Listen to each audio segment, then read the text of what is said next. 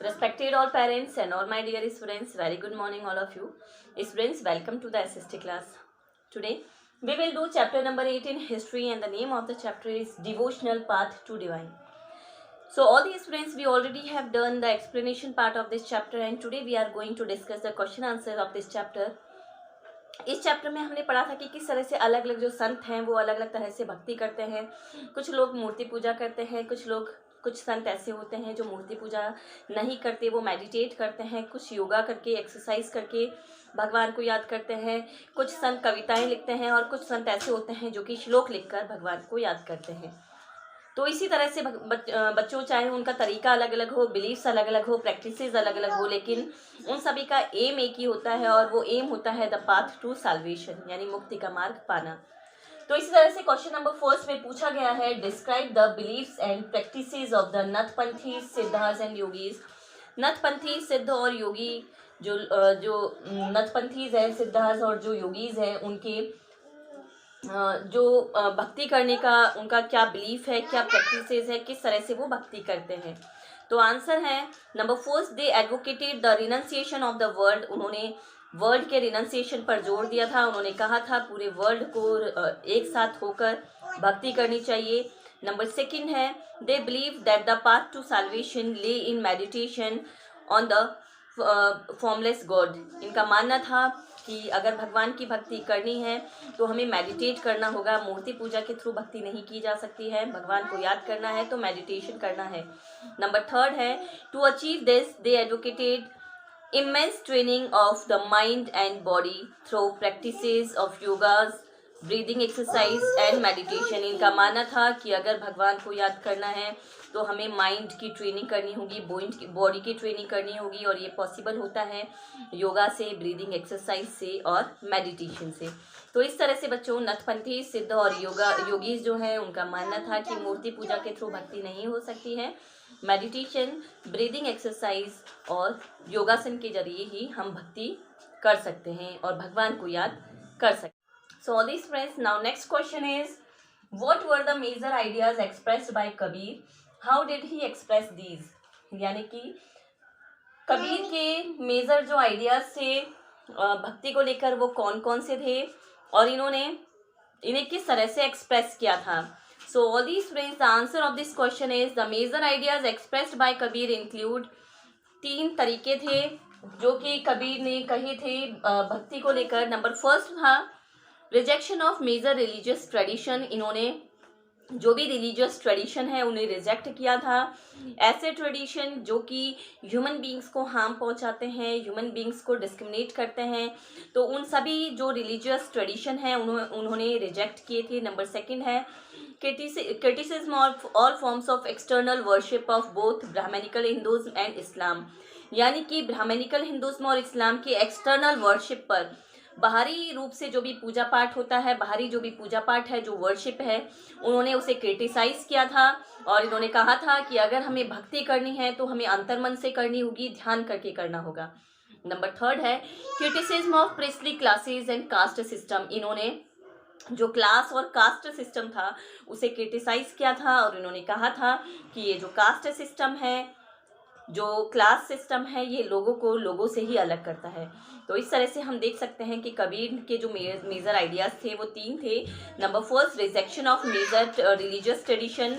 Number second, criticism of all forms of external worship of both Brahmanical Hindus and Islam. And number third, criticism of priestly classes and caste system. So all these students, now our next question is, what were the major beliefs and practices of the Sufis. Sufis के major beliefs और practices क्या क्या थे. तो देखिए, Sufis के major beliefs और practices को हम 3 पॉइंट्स में समझ सकते हैं.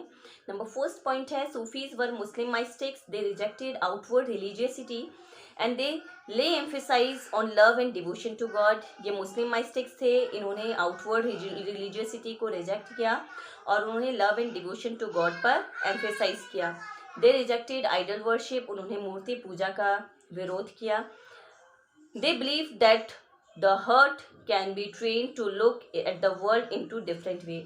और उनका मानना था कि हर्ट को ट्रेन किया जा सकता है, हमारे मन को ट्रेन किया जा सकता है अगर हम पूरी दुनिया को एक अलग ही नज़रिए से देखेंगे, एक पॉजिटिव नज़रिए से देखेंगे। नेक्स्ट क्वेश्चन है बच्चों, why do you think many teachers rejected previous religious beliefs? कि बहुत सारे जो गुरु हैं उन्होंने पहले से चली आ रही जो भी बिलीफ्स थी, जो परंपराएं थी, उनका क्यों विरोध किया? तो many teachers rejected previous beliefs and practices because these were based on social differences, social inequality. So we can say that these teachers rejected the previous beliefs.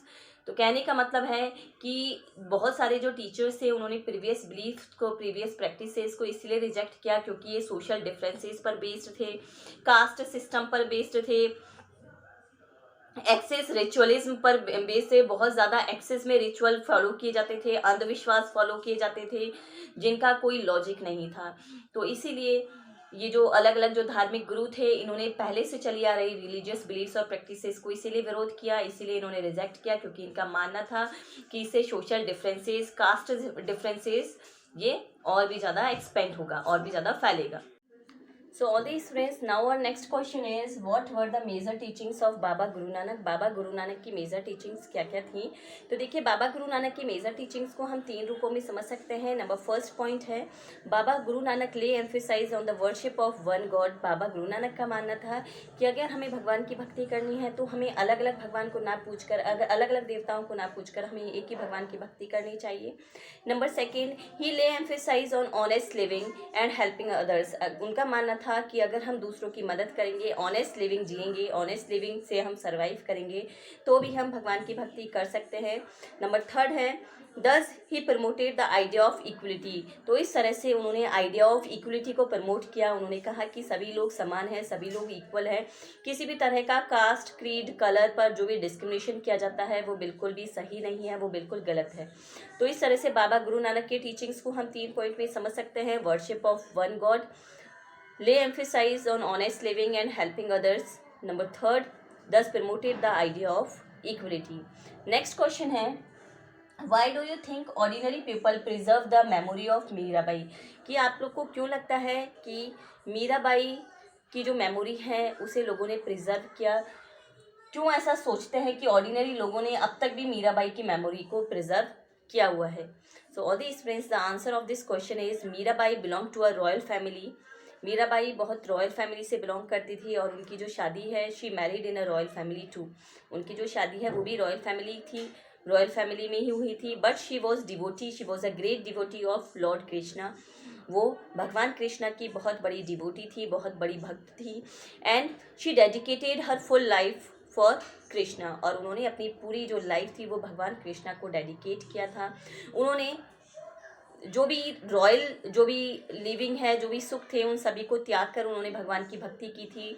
She rejected all the luxuries of royal families and she was leading a simple life, she was leading a honest life. वो बिल्कुल simple life lead कर रही थी, simple life जी रही थी, उन्होंने सभी luxuries को छोड़ दिया था।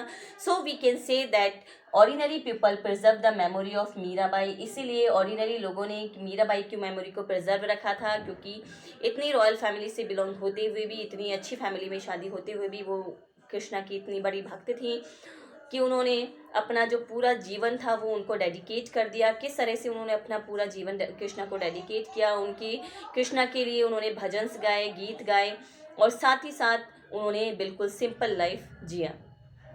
सो all these friends, here we have discussed all the question answers of this chapter. हमने इस चैप्टर के सभी क्वेश्चन आंसर्स को डिस्कस कर लिया है।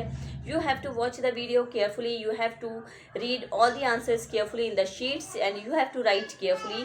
If you have further any doubt, then you can ask me, you can contact to me anytime. So till then, all is friends, keep learning, stay home, stay safe, take care all, and thank you for watching this video.